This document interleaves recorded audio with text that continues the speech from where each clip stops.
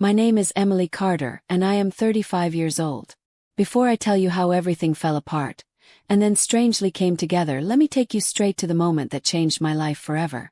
It was my birthday. Not just any birthday. The birthday that turned my whole world upside down. I walked into my living room expecting balloons, maybe cake, or at least a soft hug from my husband, Mark. Instead, I saw him sitting with his friends, laughing so loud the walls shook. They were drinking beer, playing cards, and acting like my birthday didn't matter at all. Mark grinned when he saw me, but it wasn't a loving smile. It was the kind of grin people give before doing something cruel. "Hey babe," he said loudly. "Got your birthday gift right here." He held out an envelope. Thought it was a joke. Surprise getaway. A letter with sweet words. But when I opened it, when I saw what was inside, my heart dropped into my stomach. Divorce papers.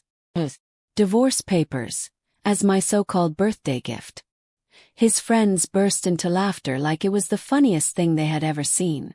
Mark leaned back, proud of himself, like humiliating me was entertainment. Before I could speak, before I could breathe, one of his friend's brothers, Luke Hunter, moved close to me. He wasn't laughing. He wasn't smiling. He just leaned in and whispered words that made my heart pound in a very different way. "Sign the paper. Then I will finally get my chance with you." Froze. He looked serious. So serious that my skin tingled. I didn't think twice. Sign. Right there. Right in front of all of them. Mark's jaw dropped. His friends stopped laughing. The room fell silent like someone pressed pause on the world. And when Mark saw me walk out later with Luke, let's just say, that was the real birthday surprise. What a gift. But before we get there, before you understand how everything got so messy, painful, and strangely beautiful, let me take you back. Because stories are never as simple as one moment. They are built on years. On small things. On kindness. On pain. On dreams. On disappointments.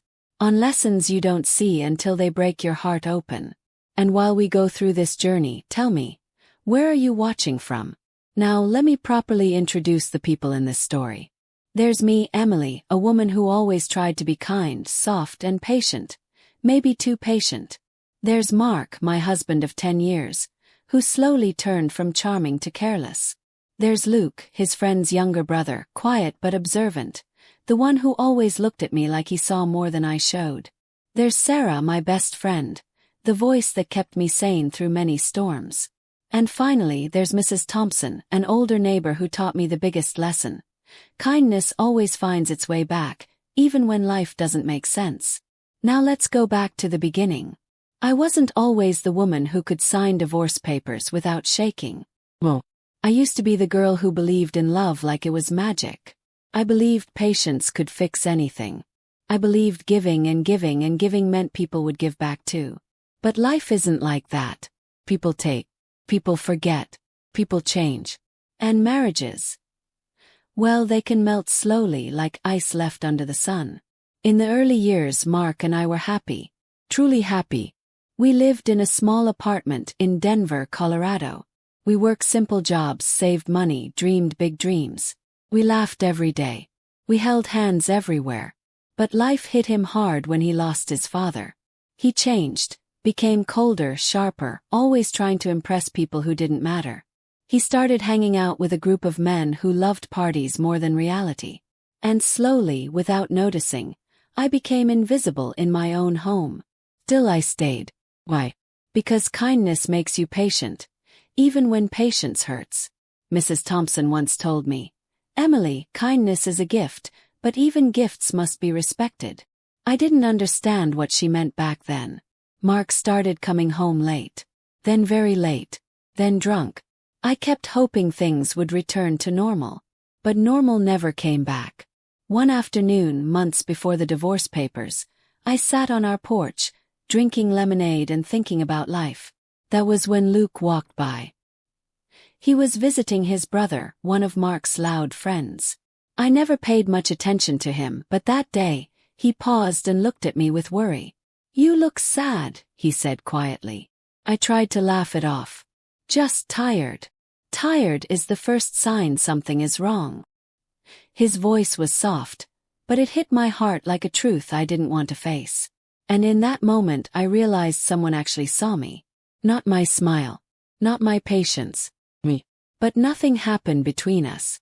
We barely talked after that. He was just a kind stranger who said one sentence that stayed with me longer than I expected.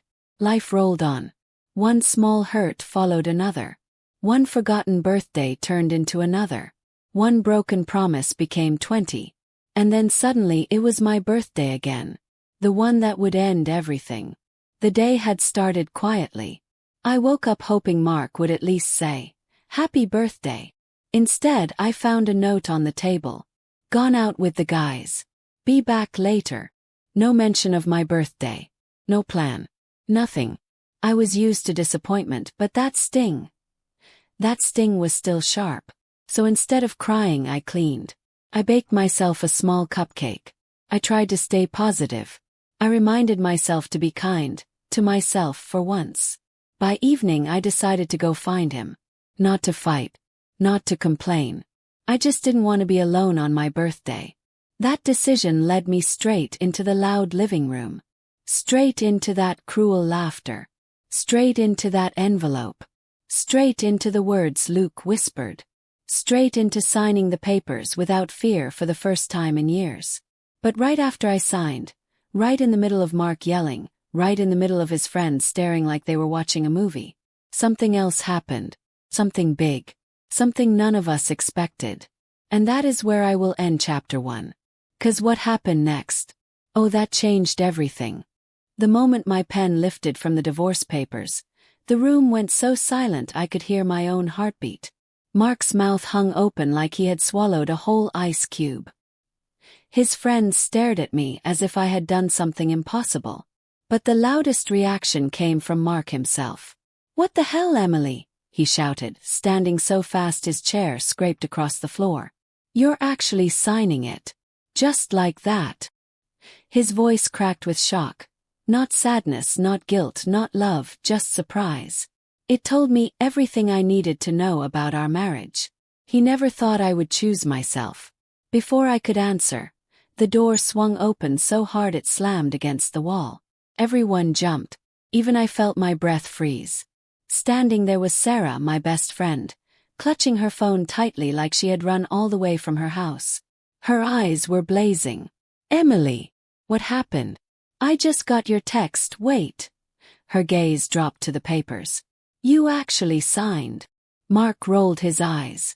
"This is none of your business." Sarah stepped forward, her voice sharp. "It became my business the moment you handed her divorce papers as a birthday gift." "Who does that?" Everyone looked between them, unsure what to do. Before Mark could spit back, Luke moved. Quietly. Only. He stepped to my side like he was protecting me from the chaos. That's when Mark's eyes narrowed at him. "What are you doing near my wife?" Mark snapped. "She's not your wife anymore," Luke answered without raising his voice. "You made sure of that." And just like that, boom, the room exploded in shouts. Mark lunged forward. His friends grabbed him. Sarah pulled me back. Luke didn't move an inch. That chaos. That storm. That moment where everything in my life collapsed and rebuilt at the same time, that is where things truly began. But let's slow down a little. Because before this extreme storm hit my life, there were smaller storms. Ones that prepared me without me even knowing. I met Sarah in college. She was loud, bold, and always ready to fight for the people she loved.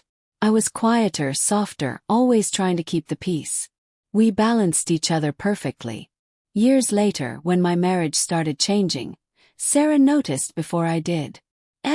She told me once while we were at a cafe. "You don't smile with your eyes anymore. What does that even mean?" I laughed nervously. "It means you're pretending to be okay." She wasn't wrong. And even though she always tried to help, I kept saying, "I'm fine," like a broken record. My other constant support was Mrs. Thompson, our elderly neighbor. She loved giving life lessons wrapped inside stories. One day, while I watered her flowers, she sat on her porch and said, "Emily, you cannot fix someone who doesn't see themselves as broken. But you can fix the part of you that believes it's your job to try. I didn't fully understand her at the time, but those words would come back to me on the night of the divorce papers. Meanwhile, my relationship with Mark became a routine of silence, mixed with empty promises, mixed with hope that kept shrinking like a candle burning at the end of its life. The only unusual, unexpected bright spot came from someone I barely knew then, Luke. He seemed different from Mark's other friends. He didn't drink much, didn't laugh loudly, didn't talk unless someone talked to him first. He had this calmness around him, like he saw through things most people ignored. Whenever he visited his brother, he always greeted me politely. "Evening, Emily. Need help carrying that? Want me to fix that loose step on your porch?" He wasn't flirting. He wasn't trying to get my attention. He was just kind. And at a time when kindness in my home had become rare, I noticed it more than I wanted to. Still, nothing ever happened. He stayed in his lane. I stayed in mine. But one moment still stays in my memory. One late afternoon, I left the house with my eyes red from crying after Mark yelled at me for something tiny. I tried to hide my face, but Luke saw me as he walked by. He didn't ask questions. He didn't try to comfort me with big words. He just said gently, "You deserve better than tears." Then he nodded and walked away, leaving me speechless on the porch. I didn't know then that he meant every word. Fast forward back to my birthday, the day everything snapped. After I signed the divorce papers and chaos took over the room, Sarah grabbed my wrist and whispered, "We need to leave now." But before we could, Mark broke free from his friends and charged toward us. His face was bright red. His fists were clenched. His anger was boiling. "You're not going anywhere with." He never finished his sentence. Because at that exact moment the door slammed again. And this time, it wasn't Sarah. It wasn't a friend. It wasn't anyone we expected. It was someone whose arrival shook the whole night and changed the story in a way none of us saw coming. A figure stepped inside. Everyone froze. Mark's face went pale. Even Luke's calm expression changed. Sarah gasped softly beside me. Because the person standing there was the last person who should have been in that room. The door creaked as it finished swinging open, and the room froze the way snow freezes on tree branches. Nobody breathed. Nobody moved. Not even the loud music playing from Mark's speakers dared to continue. Someone must have paused it without realizing. Standing in the doorway was Sheriff Daniel Harris, Mark's older cousin, the one man Mark feared more than anyone alive. He wasn't just a sheriff. He was the sheriff of our town for nearly 15 years, known for his calm voice, strict discipline, and the way his eyes seemed to see every truth hiding behind every lie. He was still in uniform, his badge catching the dim light of the living room. He looked around slowly, taking in the shouting, the faces, the scattered beer bottles. Then his eyes landed on me, standing behind Sarah and Luke. "Emily," he said simply. "Are you all right?" His voice wasn't angry. It wasn't loud. It had a stillness that made everyone step back a little. Mark swallowed hard. "Dan, what are you doing here?" The sheriff didn't even look at him. Instead, he stepped further inside, closing the door gently behind him. "Someone called the station," he said. "Said they heard screaming from this address." Mark's friends glanced at each other nervously. Mark lifted his hands. "We were just having fun." "No one is." Before he could lie himself into a corner, Sarah cut in sharply. "Sheriff," they handed her divorce papers as a birthday gift. The sheriff blinked once. Slowly. His eyebrows tightened, not in surprise but disappointment, the kind that hits harder than anger. He turned to Mark at last. "You did what?" Mark stuttered. It was a joke." "I've told you before," the sheriff said, voice dropping low. "A man who plays with someone's dignity isn't much of a man." Even I felt that one in my bones. The sheriff looked at me again, his expression softening. "Emily, you don't have to stay here. Not tonight. Not ever. You're free to walk away." Luke stepped closer to me, quiet but steady like a wall of calm. Mark saw that. Oh, he saw that, and his face twisted with jealousy. "Why are you standing next to my wife?" he snapped at Luke again. "Ex-wife," Luke corrected. "And I'm standing next to her because someone should." Mark lunged toward him so fast that 3 of his friends had to hold him back.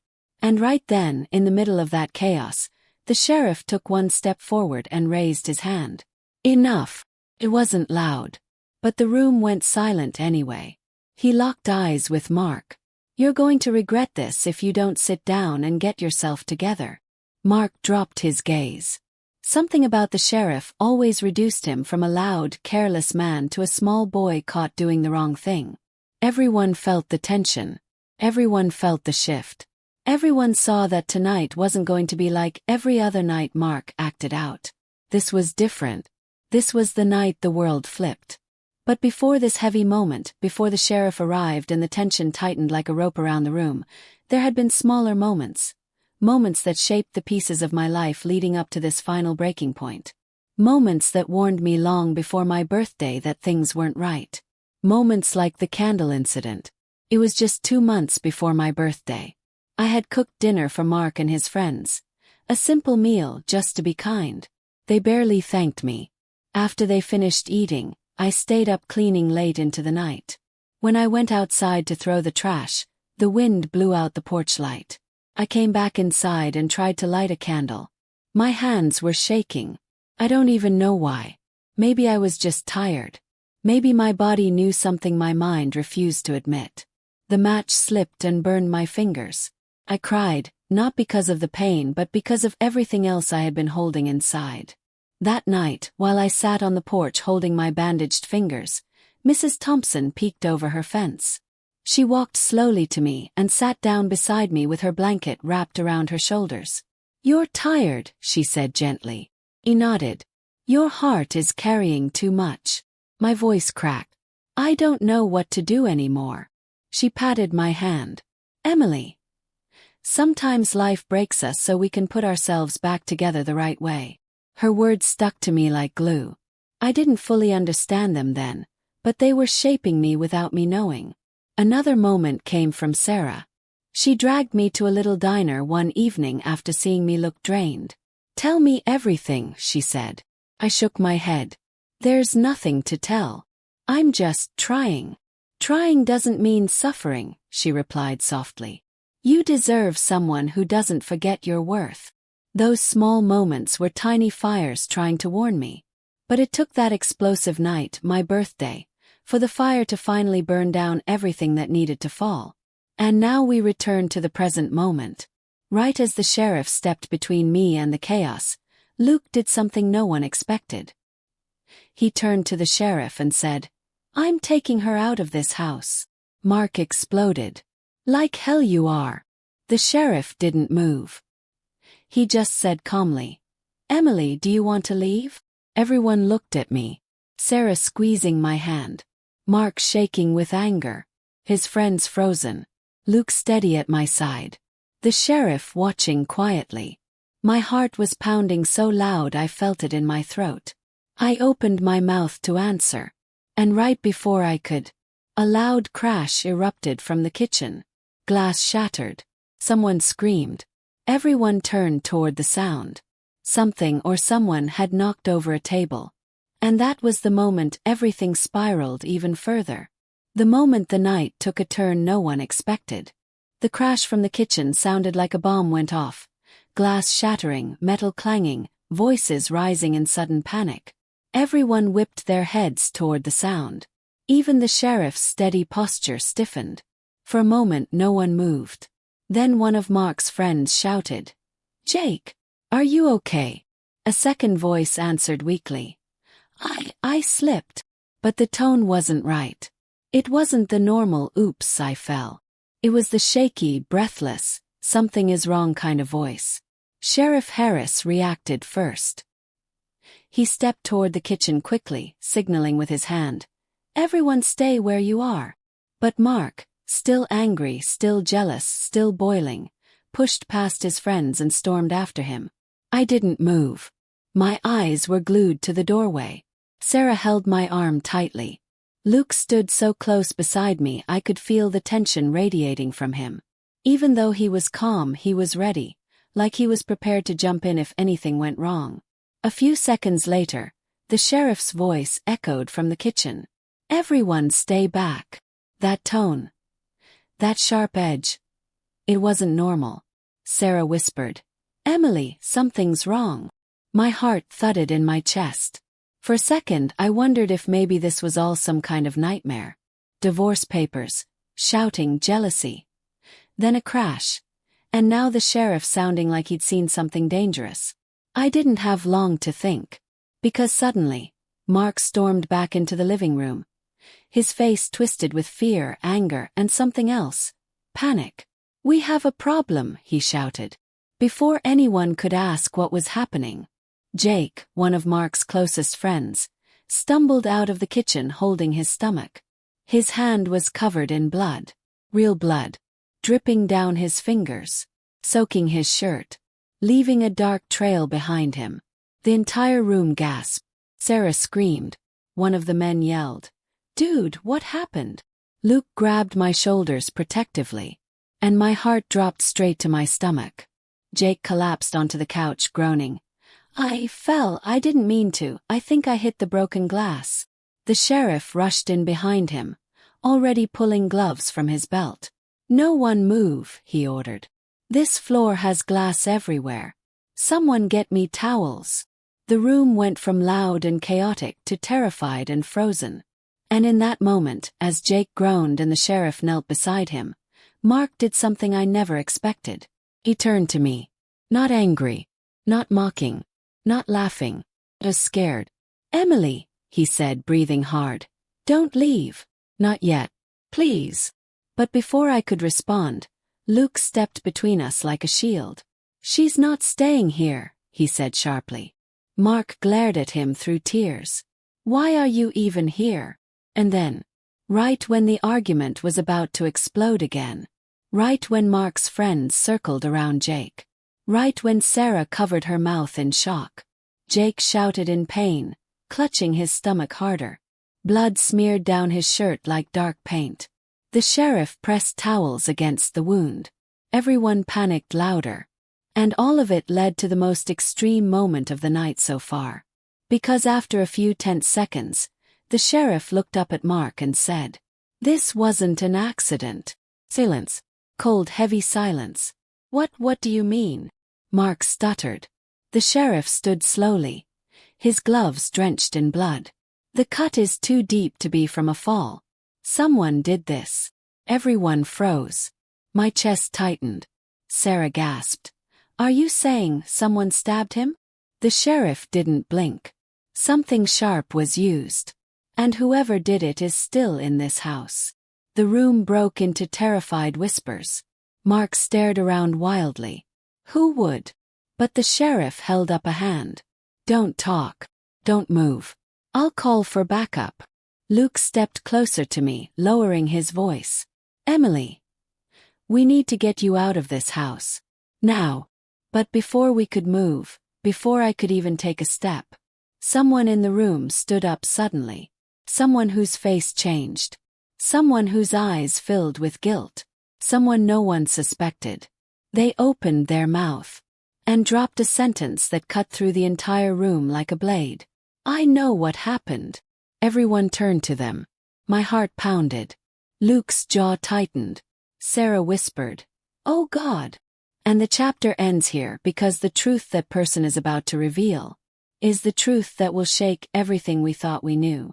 The room went dead silent as everyone turned toward the person who had just spoken. It was Evan, Mark's quietest friend. The one who never joined in their rude jokes. The one who always stayed in the background, sipping his drink and minding his own business. But right now he didn't look quiet. He looked terrified. His face was pale. His hands shook. His voice cracked as he repeated softly, "I know what happened." Sheriff Harris straightened. Evan stepped forward slowly. Evan swallowed hard and nodded. He moved like a man walking through fire, careful, scared, and hurting. Mark stared at him. "What are you talking about?" Jake fell. Evan shook his head. No, no he didn't. Everyone leaned in. I felt Luke's hand brush my arm as if telling me, I'm right here. Sarah held her breath. Jake groaned on the couch. And then Evan said it. He wasn't drunk. None of us were. Jake. He tripped because he tried to grab Mark after he shouted at Emily. He fell into the counter, but the glass was already broken. The sheriff narrowed his eyes. Already broken. How? Evan hesitated, looked at Mark, then looked down at his shoes. Mark broke it, he whispered. Earlier, when he was mad because Emily wasn't home, he threw a bottle. It shattered everywhere. We told him to clean it up before someone got hurt, but he laughed and said she could clean it later. The sheriff's jaw tightened. I felt something inside me twist painfully. Not surprise. Not even anger. Just confirmation. Confirmation of what I had secretly known for years. Mark didn't think before he acted. He didn't consider consequences. He didn't consider me. Mark shot forward like he had been slapped. Evan, why would you say that? Because it's the truth. Evan finally snapped, tears filling his eyes. Jake is bleeding because of your stupid temper. Mark lunged at him, but 3 men grabbed him back. The room erupted with shouting.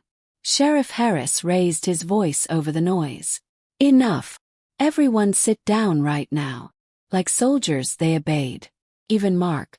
The sheriff called for medical backup, and we could hear sirens approaching in the distance. But my heart, my mind, my entire body was somewhere else. Somewhere inside a painful but clear truth. This marriage was never going to heal. This night was never about losing something. It was about finally stepping out of something that had been hurting me for years. As they waited for the ambulance, Sarah hugged me from behind. Are you okay? I nodded slowly. Better than I was an hour ago. Luke turned to me. I told the sheriff earlier, if you want to leave, I'll get you out. And then, something I never expected to happen, happened. Mark looked at me. Really looked at me. His face wasn't angry now. It wasn't proud. It wasn't mocking. It was broken. Emily, he said quietly, please don't go with him. Everything around us faded. The sirens outside, the shuffling inside, Jake's groans, everything. Mark stepped closer, his voice trembling. I didn't think you'd sign. I thought you'd get mad or cry or beg me to stop. I thought. You thought I'd stay no matter what, I finished softly. He swallowed. Hard. Yes. Why? Yes. His voice cracked. Because you always forgave me. I felt tears sting my eyes. Not for him, but for the version of me who once accepted so little. I forgave you, I whispered. Because I loved you. But love doesn't survive without respect. Mark opened his mouth, but for once, he had no words. And strangely, that hurt him more than anything else.